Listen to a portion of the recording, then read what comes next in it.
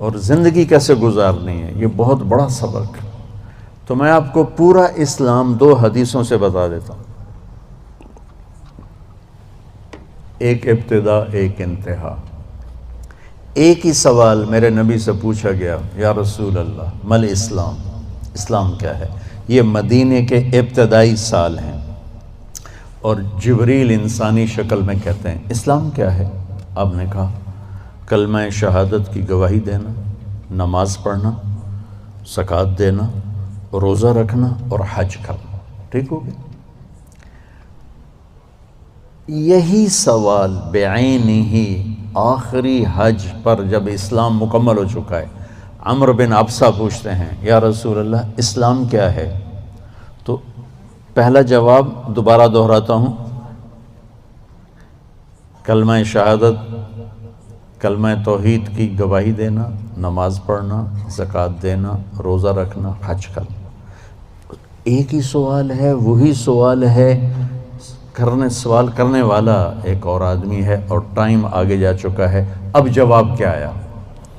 اب جواب آیا اطعام الطعام و طیب الکلام۔ سبحان اللہ۔ آپ نے فرمایا اسلام ہے میٹھا بول بولنا اور کھانا کھلانا۔ میٹھا بول، میٹھا بول۔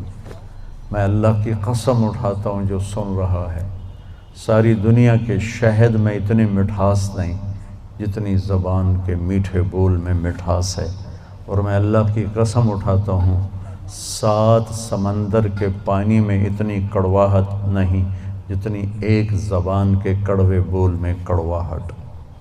ایک بول دلوں کو زندہ کر دیتا ہے، اور ایک بول دلوں کو ویران کر دیتا ہے۔ ایک بول گھروں کو آباد کر دیتا ہے، اور ایک بول گھروں کے ٹکڑے ٹکڑے کر دیتا ہے۔ تو آپ نے کہا اسلام کیا ہے؟ میٹھا بول بولنا، کھانا کھلانا۔ اچھا کھانا کھلانا تو چلو غریب آدمی کہاں سے کھلائے گا؟ میٹھے بول میں تو پیسے نہیں لگتے۔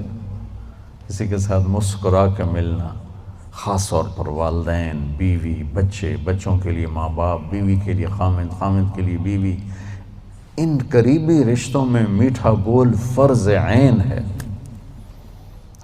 اور کڑوے بول سے بچنا فرض عین ہے، ورنہ ہم اپنی نسل کو توڑ کے رکھ دیں گے۔ گھروں کی آبادی کا تعلق اتنے بڑے گھر سے نہیں ہے کہ ایڈا وڈا گھر ہوئے گا تو تاں زندگی چنگی ہوئے گی۔ گھروں کی آبادی کا تعلق اچھے اخلاق سے ہے، میٹھے بول سے ہے، درگزر سے ہے، معاف کرنے سے ہے، حوصلہ افزائی سے ہے۔ اگر یہ باتیں نہیں ہیں تو زندگی ویران ہے۔ یہ جتنے بڑے کاروباری ہیں ان کے پاس نہ بیوی کے لیے ٹائم ہے نہ بچوں کے لیے ٹائم ہے۔ یہ کاروبار کے لیے پیدا ہوتے ہیں اور اسی کو کرتے کرتے مر جاتے ہیں۔ یہ اتنی بے اعتدال زندگی گزارتے ہیں کہ ان کی لائف کوالٹی پر رحم آتا ہے۔ یہ میرے نبی کا طریقہ زندگی نہیں ہے۔ میرے نبی نے کائنات کا سب سے بڑا بوجھ اٹھایا اور اپنے گھر کو ٹائم دیا، بچوں کو ٹائم دیا، بیوی کو 11 بیویاں تھیں، 9 زندہ تھیں، ان کو ٹائم دیا۔ مل اسلام، اسلام کیا ہے؟ ابتدائے زمانہ کا سوال ہے، اللہ اور رسول کی گواہی دینا، نماز پڑھنا، زکوٰۃ دینا، روزہ رکھنا، حج کرنا۔ اللہ کا فضل ہے اس اسلام پر ایک بہت بڑا طبقہ چل رہا ہے۔ اب آیا پیک والا اسلام، پہلی جماعت سے چلتے چلتے ایم اے پر پہنچ گئے، پی ایچ ڈی پر پہنچ گئے۔ یا رسول اللہ مل اسلام؟ تو آپ نے فرمایا میٹھا بول بولنا اور کھانا کھلانا۔ کھانا کھلانے سے ہمارا صرف کھانا کھلانا نہیں، سخاوت، لوگوں کی ضرورتیں پوری کرنا، خدمت کرنا، ان کے کام آنا۔ ایک فقیر آیا، یا رسول اللہ ضرورت مند ہو۔ آپ نے کہا میرے پاس تو کچھ ہے نہیں، اس وقت تو کچھ نہیں۔ وہ کہنے لگا میں دکاندار سے لے لیتا ہوں، آپ ادا کر دینا بعد میں۔ آپ نے کہا ٹھیک ہے۔ تو حضرت عمر پیچھے سے بولے یا رسول اللہ یہ بھی کوئی انصاف کی بات؟ آپ کے پاس ہو تو آپ خرچ کریں، ہے نہیں تو اگلے دا ادھار سر تے چاہتے بہ جاؤنا یا رسول اللہ، یہ کام ٹھیک نہیں۔ تو ایک وہاں صحابی بیٹھے تھے عبداللہ بن حذیفہ، کہنے لگے یا رسول اللہ ٹھوک کے رکھو، انفق ولا تخش من ذی العرش اقلالا، یا رسول اللہ خرچ کرتے آئیں اور اللہ سے کمی کا ڈر نہ کریں۔ تو آپ نے مسکراتے ہوئے فرمایا بہذا امرت، مجھے بھی میرے رب نے اسی کا حکم دیا ہے۔ اللہ کو سخی سے پیار ہے، بخیل سے نفرت۔ تو جب اللہ ناراض ہوتا ہے تو پیسہ بخیلوں کو دے دیتا ہے، اور حکومت نکموں کو دے دیتا ہے، اور بارشیں بے وقت کر دیتا ہے۔ موسیٰ علیہ السلام نے پوچھا یا اللہ ہمیں کیسے پتہ چلے گا کہ تو ناراض ہے؟ کوئی کمیونیکیشن تو ہے نہیں، تو کیسے پتہ چلے گا تو ناراض ہے؟ تو اللہ نے کہا امطر علیہم ابان حصادہم وامنعہ ابان زرعہم۔ موسیٰ پہلی نشانی میری ناراضگی کی، بارشیں بے وقت ہوں گی، موقع پہ نہیں کروں گا، بے موقع کروں گا۔ اجعل ملک فی صفحائہم، حکومت بے وقوف لوگوں کو دوں گا، والمال فی بخلائہم، اور پیسہ بخیلوں کو دوں گا۔ ایک بخیل کا بھی دادا ہوتا ہے، اس کو کہتے ہیں عربی میں شحیح۔ بخیل ہوتا ہے جو کسی پہ خرچ نہ کرے اور تھوڑا بہت اپنے اوپر ضرور لگاتا رہے، اور شحیح وہ قسمت کا مارا ہوتا ہے جو صرف گننے کا مزہ لیتا ہے اور گن گن کے قبر چڑھ جاتا ہے تو آپ بھوکے دا بھوکا رہ جاتا ہے، نہ بچوں کو دیتا ہے، نہ بیوی کو دیتا ہے، نہ کم بخت نہ اپنے اوپر لگاتا، صرف گننے کے مزے لیتا رہتا ہے۔ کروڑ ہو گیا، 1 ارب ہو گیا، 1 بلین ہو گیا، 1 ٹریلین ہو گیا، پیچھے کون کس کا نصیب ہے۔ موسیٰ علیہ السلام نے پوچھا اچھا یا اللہ جب تو راضی ہوتا ہے تو پھر کیا نشانی؟ تو اللہ تعالیٰ نے فرمایا امطر علیہم ابان زرعہم وامنعہ ابان حصادہم۔ موسیٰ جب بارش کی ضرورت ہوتی ہے تو کر دیتا ہوں، جب نہیں ہوتی تو روک لیتا ہوں۔ وَأَجْعَلُ الْمُلْكَ فِي حُلَمَائِهِمْ، اور حکومت سمجھدار لوگوں کو دیتا ہوں۔ وَالْمَالَ فِي سُمَحَائِهِمْ، اور پیسہ سخیوں کو دیتا ہوں جو لوگوں پہ خرچ کرتے ہیں، لوگوں کی ضرورتوں کو خیال کرتے ہیں، اپنے سامنے کھانے رکھنے سے پہلے ان گھروں کو بھی سوچتے ہیں جہاں چولہا نہیں جل رہا، اپنی بیٹی کے ہاتھ پیلے کرنے سے پہلے ان بیٹیوں کو سوچتے ہیں جن کے بالوں میں چاندی آ گئی اور ان کے ماں باپ ان کو رخصت کرنے کے لیے کچھ نہیں ہاتھ میں رکھا۔ امام زین العابدین کا انتقال ہوا تو ان کو غسل دینے لگے تو ان کی کمر پہ نشان تھے بوریاں اٹھانے کی، بوریاں۔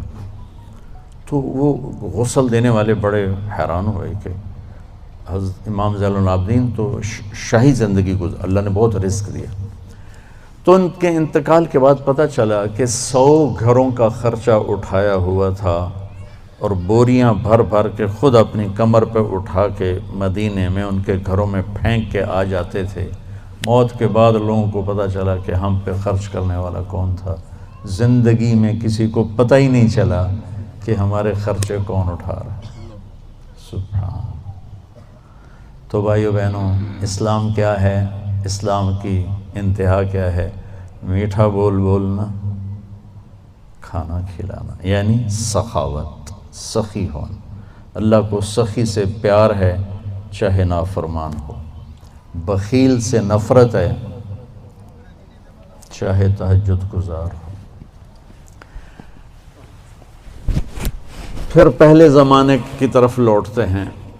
جبریل نے سوال کیا یا رسول اللہ مل ایمان، ایمان کیا ہے؟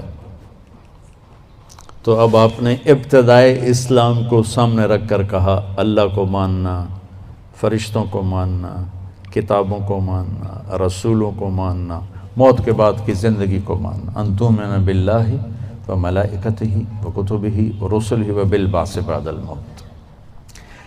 یہی سوال 10 سال کے بعد ایک شخص کرتا ہے یا رسول اللہ مل ایمان، ایمان کیا ہے؟ تو اب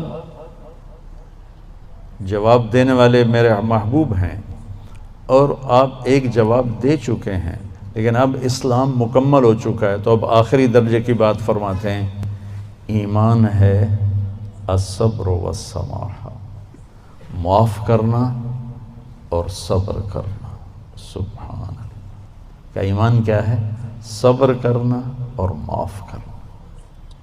تو بھائیو، اگر ہم یہ 2 ٹپس لے لیں تو ہمارے گھر خوبصورت، ہماری لائف کوالٹی خوبصورت، ہماری نسلیں خوبصورت، ہمارے رشتے خوبصورت، امیر غریب کے گھر میں خوشی ہوگی، ناگواری آئے صبر کرے، زیادتی ہو جائے معاف کرے، آپ کی زندگی خوبصورت ہو جائے۔